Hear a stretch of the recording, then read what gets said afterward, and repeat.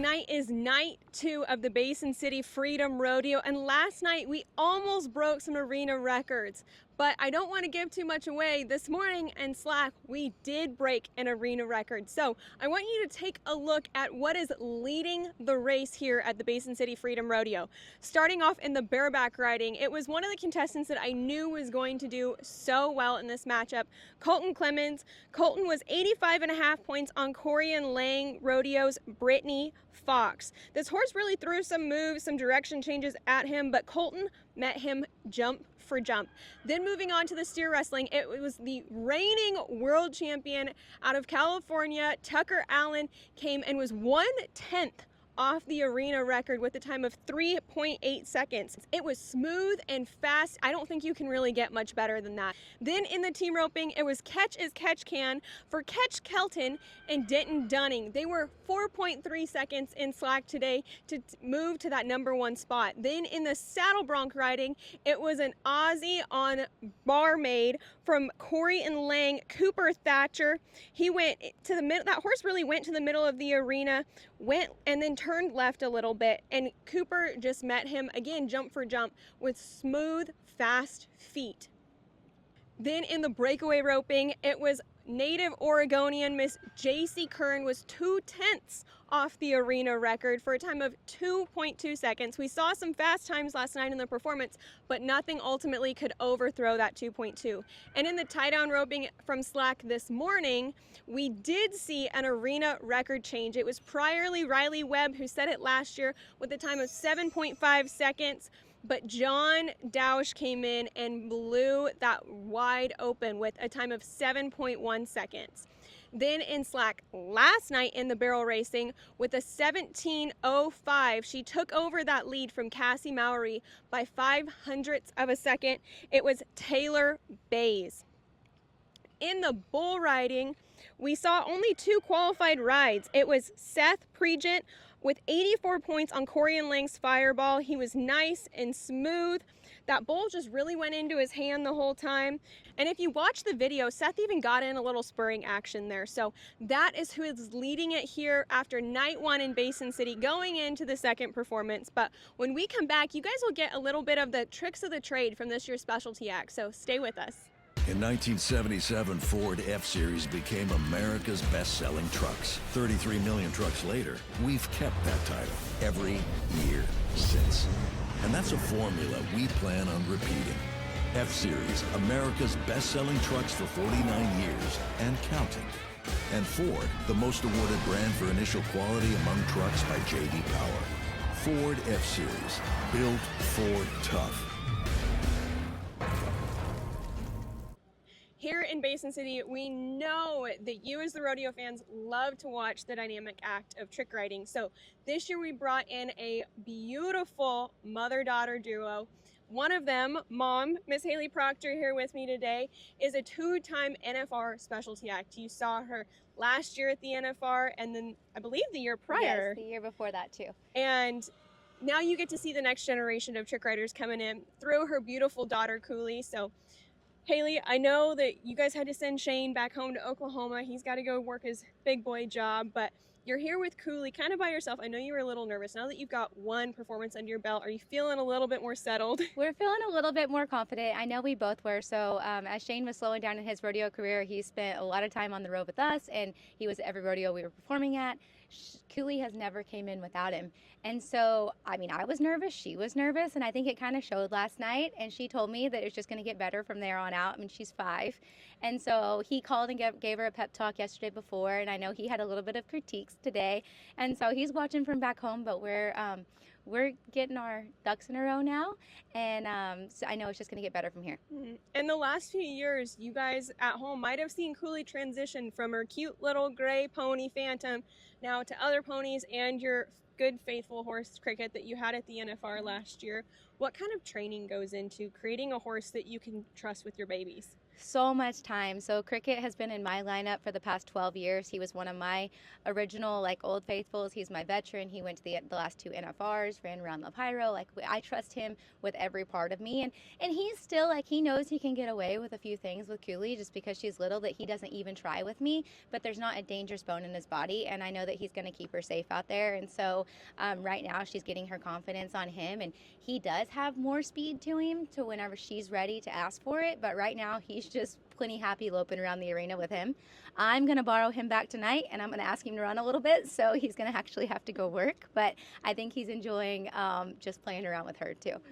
And I want you to explain to everyone watching, what is the difference in qualities that you look for between a trick riding horse and a Roman riding horse? So a lot of mine intermingle between the acts. So all of my Roman riding horses, I've trick rode on all of them. There's a few that are a little better than others. Besides Jiminy, and she's just been a Roman riding horse, and she's she is my greatest one. And then I've got 3 that interchange.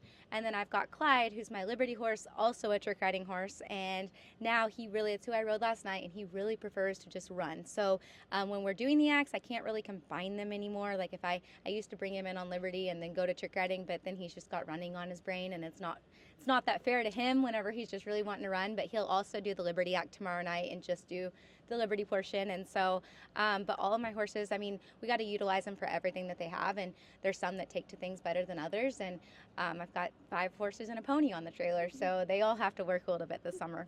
And what does like a day tuning on your horses look like? When I'm on the young ones, it's a whole lot different than I'm on my seasoned veterans. So anymore, I don't even have to show the veterans the arena. They go in and work. They know their job. They don't have to be tuned on unless something just goes wrong. And then, but the young ones, it's back to square one with them. So they have to see every arena. They got to run through the act. If I don't jump them through the fire, sometimes they act like they've never seen it before, even though they have. And so it's a little bit more work for me. But that's how you make a great one. It's just doing that work. And so I've been starting over with a couple of horses, and it's challenged me a little bit because our life is different than it used to be whenever I was 21 and had all day to work horses. So it's going to be a good summer, and I've got the young ones are stepping up, so we're having fun out there.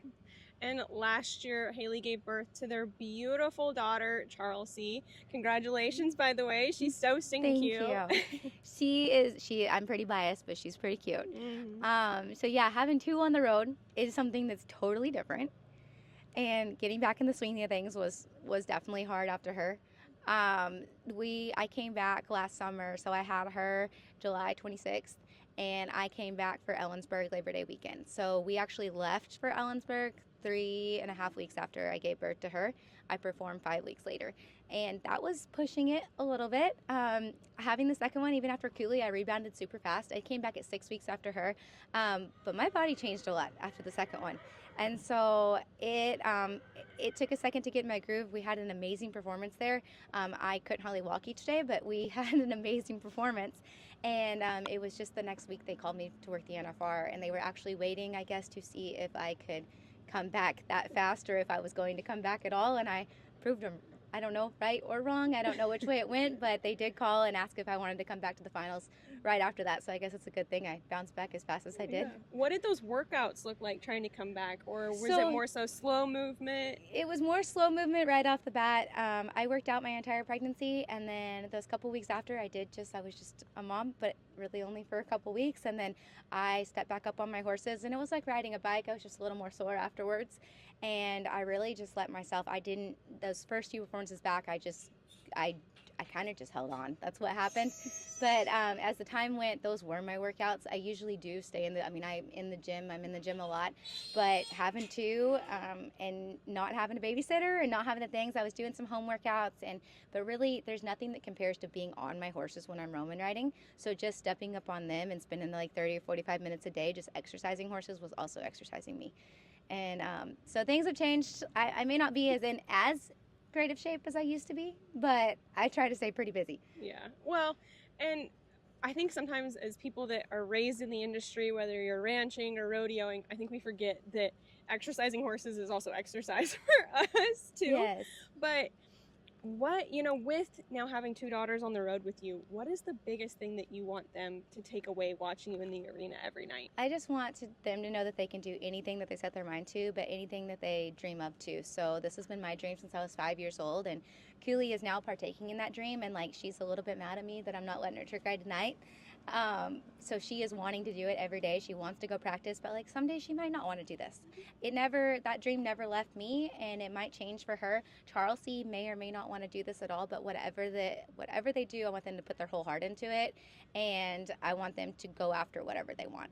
And that was the same thing with their dad's career, and he got to fulfill his dreams. So whatever they want to do in life, I want them to just go at it 100%.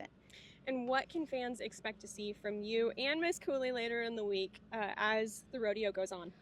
So last night you got to see us trick riding. Tonight I'm in a Roman ride, so I'll stand on 2 horses. I jump through a ring of fire. That's why Shane's not here, so we don't have him out there helping us, and there's a lot of moving parts. So I'm going to have Cooley set this one out, and then tomorrow we'll be back trick riding together, and I'll actually perform an Americana Liberty Act with my Liberty horse, and it'll be basically a tribute to our country and our troops, and so I'm pretty excited to bring that on the 4th of July. Mm-hmm. Tonight, make sure when you're watching the specialty act to wear your sunglasses because Haley is going to be turning up the heat. But don't go away, because when we come back, I want you to take a special look at some of the contestants that are scheduled to compete tonight. Rodeo fans, we are one of your proud sponsors for the Basin City Freedom Rodeo. We are your one-stop shop for all your rodeo needs, from western wear, cowboy hats, and ropes. We are your rodeo headquarters. We can't wait to celebrate America's 250th birthday with all of you at the Basin City Freedom Rodeo. It is almost rodeo time here in Basin City, but before we kick off the second performance, I want to give you a little bit of insight into some of the top contestants that are scheduled to compete tonight. So starting off in the bareback riding, I've got Clay Stone on Ted from Bridwell Pro Rodeo. Clay is consistent in the bareback riding. He's sitting 3rd currently in the Columbia River Circuit Finals. He recently won 2nd in Newport, Washington.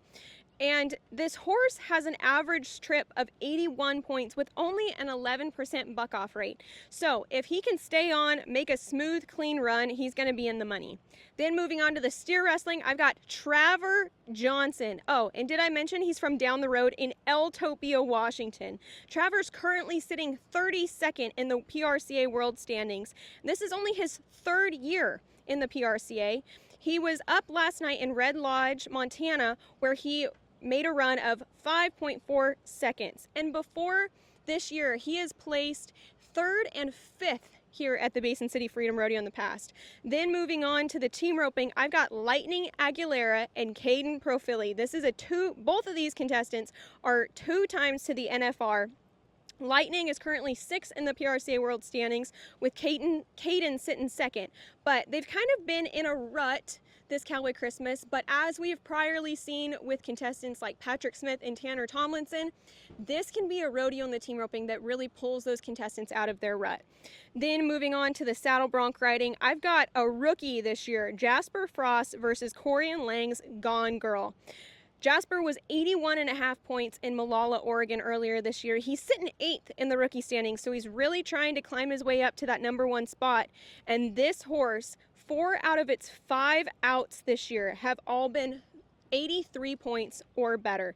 So if he can stay on this horse, it is going to be an explosive ride. Then moving on to the breakaway roping, I've got another Columbia River Circuit native, Shelby Allen. She's currently sitting 7th in the Columbia River Circuit standings, and there's only about $5,000 separating her from that #1 spot, which can be won here at the Basin City Freedom Rodeo. Her personal record is the same time as the arena record here in Basin City, 2 seconds flat. So we know that Shelby can rope that fast and make a clean run.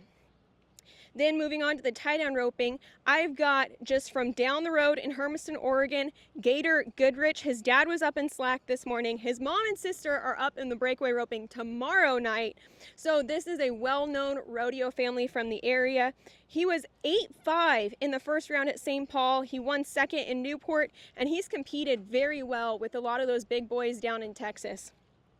Moving on to the barrel racing, we have seen it time and time again. Megan McLeod Sprague, who is a past champion here in Basin City, just continuously does so well in this arena. So it's kind of hard not to bet against, or it's kind of hard to bet against her, and especially if she's on Jagger here.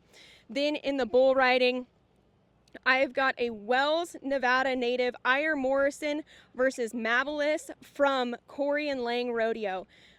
Ire is another rookie this year. He's sitting 5th in the rookie standings, 18th in the world standings. He just won 2nd at the Red Lodge Extreme Bulls on July 1st with an 86-point ride.